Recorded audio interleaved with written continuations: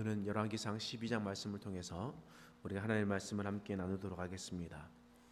하나님께서는 아브라함을 통해서 큰 민족을 이루겠다 말씀하셨습니다. 그리고 이 야곱을 이집트 땅으로 가게 되고 야곱의 후손, 그 이스라엘의 후손들은 400년 동안 큰 민족이 이루어졌습니다. 하나님은 모세를 통해서 출애굽을 하게 하셨고 여호수아를 통해서 가나안 땅을 정복하게 하셨습니다. 사사들을 통해서 그 땅을 정복하게 하셨고, 그러나 그 백성들이 하나님이 아닌 다른 자신의 왕들을 세우고자 하여서 왕을 세우기 시작했습니다.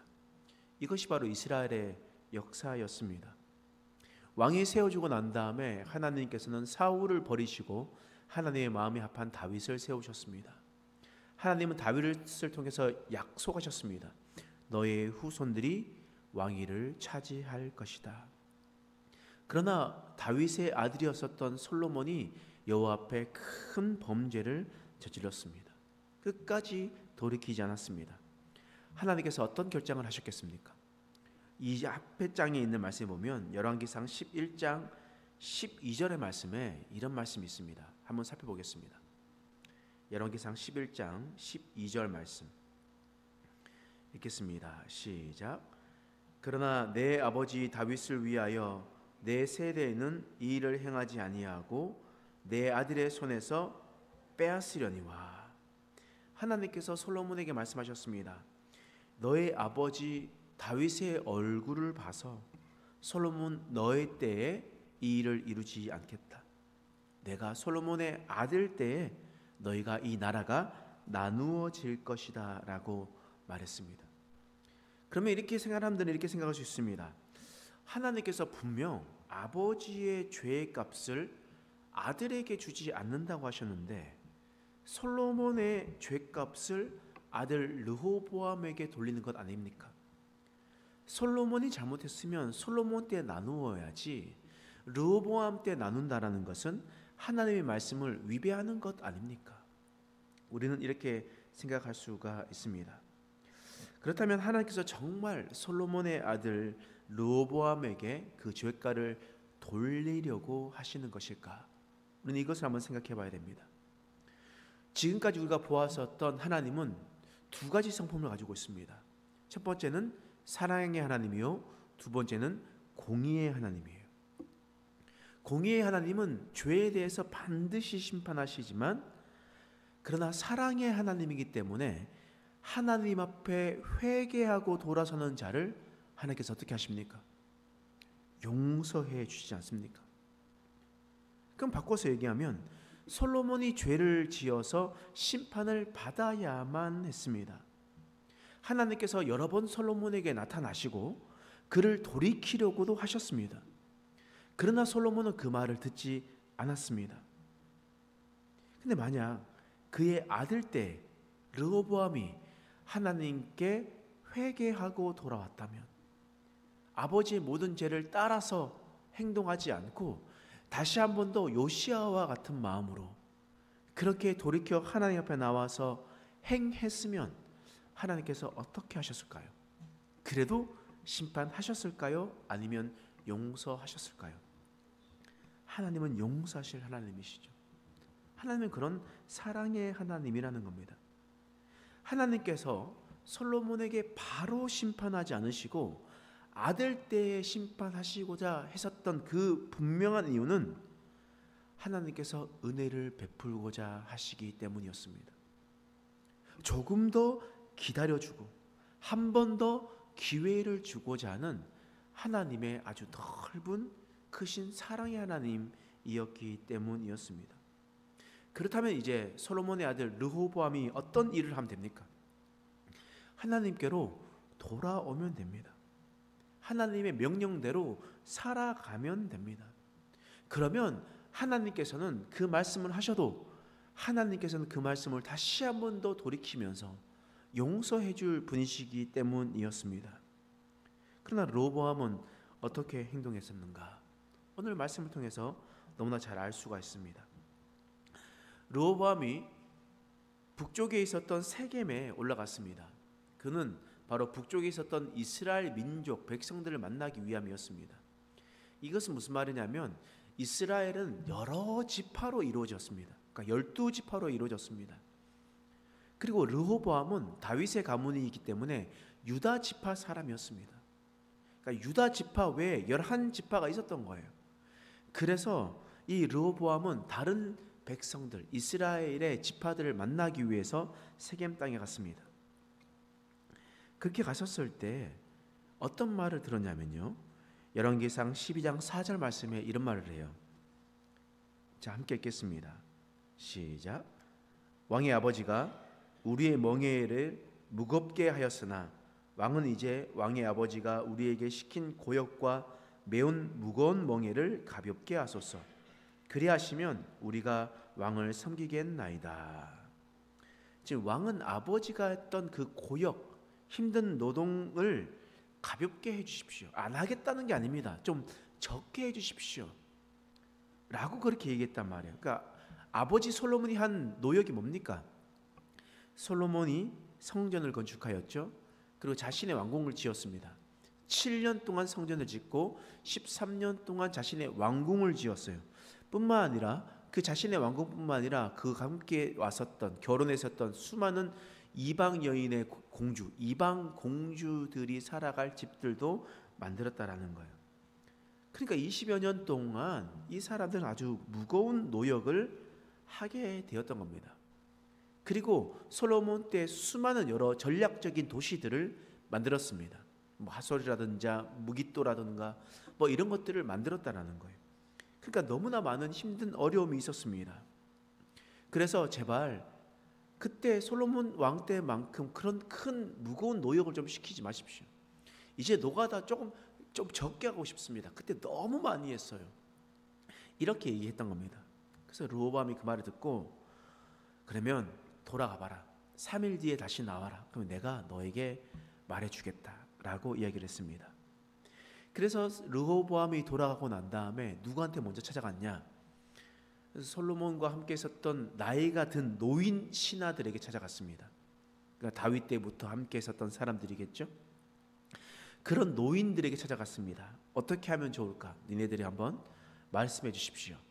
이렇게 얘기하니까 노인들이 뭐라고 얘기하냐면 열왕기상 12장 7절 말씀이에요. 읽겠습니다. 시작. 대답하여 이르되 왕이 만일 오늘 이 백성을 섬기는 자가 되어 그들을 섬기고 좋은 말로 대답하여 이르시면 그들이 영원히 왕의 종이 되리이다 하나. 노인 신하들이 무슨 말을 했냐면 왕이시여 그 백성들 좀 친절하게 잘 대해 주십시오. 솔로몬 때 너무나 힘들게 살았지 않습니까? 솔로몬 때 너무 힘들게 살았으니까 그 이제 르호보암 왕 때는 조금만 짐을 좀 줄여 주십시오.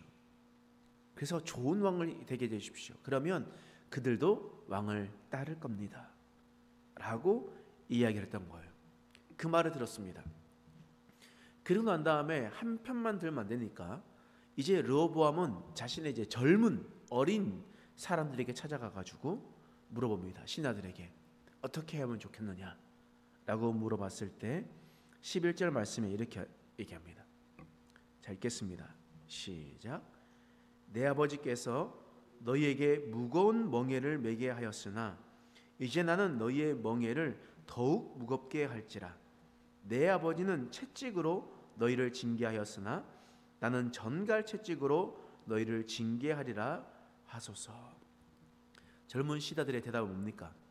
그거 말도 안 됩니다. 아주 걔네들이 편해서 그렇습니다. 더 힘들게 일시키면 그 말이 쏙 들어갈 겁니다.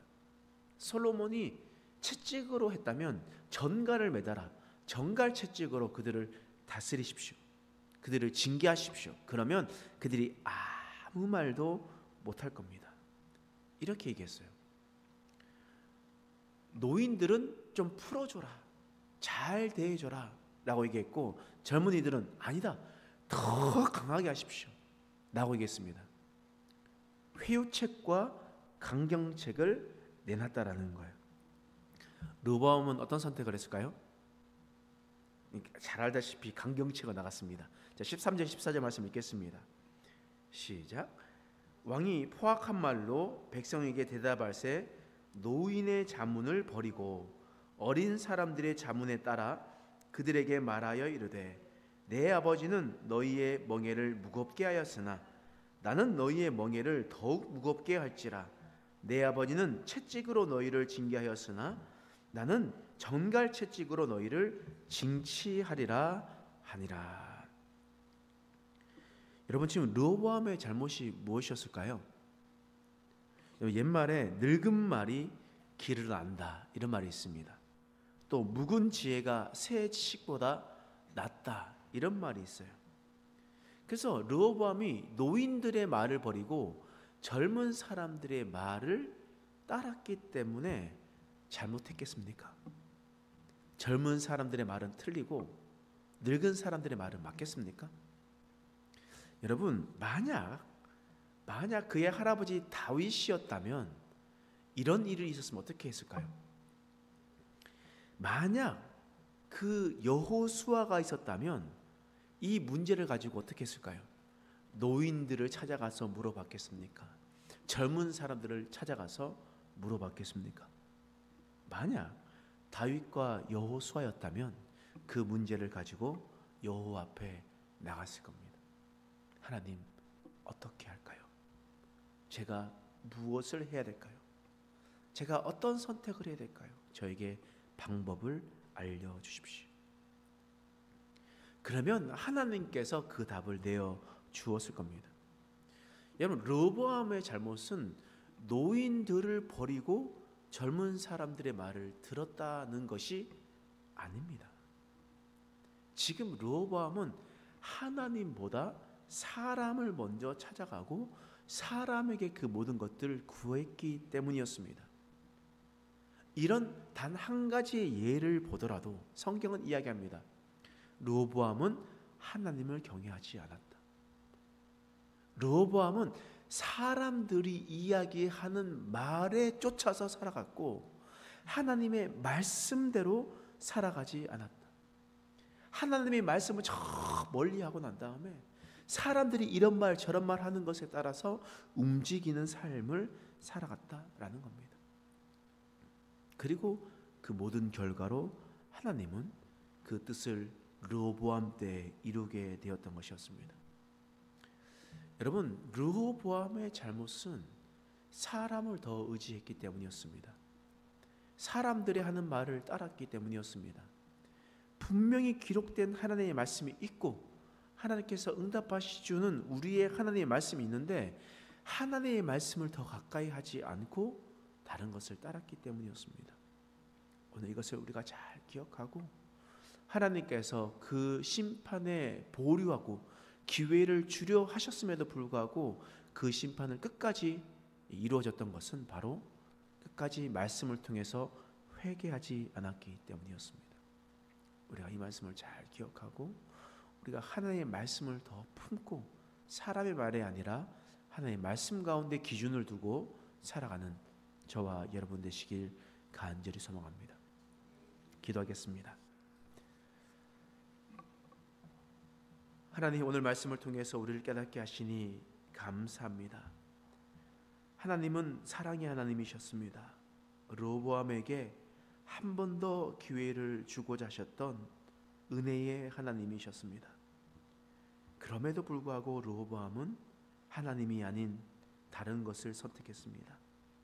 하나님의 지혜를 구하고 하나님을 의지한 것이 아니라 사람들의 말하는 것을 따라서 움직이며 살아갔습니다.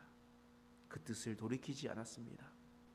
하나님, 우리가 이 모습을 보면서 역사를 보면서 우리가 다시 한 번 더 우리의 삶을 돌이키게 하여 주시옵소서. 하나님의 온전하신 뜻이 알아가게 하여 주시고 우리가 더 지혜로운 방법인 하나님께 나아가 기도하고 하나님께 그 모든 것을 맡겨드리는 인생 되게 하여 주시옵소서. 감사드리며 예수님의 이름으로 간절히 기도드립니다. 아멘.